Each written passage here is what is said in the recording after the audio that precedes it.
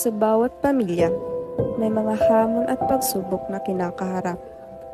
Ang mga pagkakaiba ng pananaw, ang mga hindi pagkakaunawaan, at ang mga di inaasahang pangyayari ay maaaring magdulot ng mga alitan at paghihiwalay.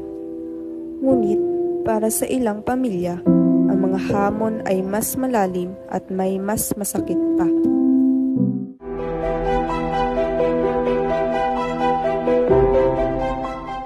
Nagkita ulit ang magulang ni Ana ngunit sa hindi magandang rason.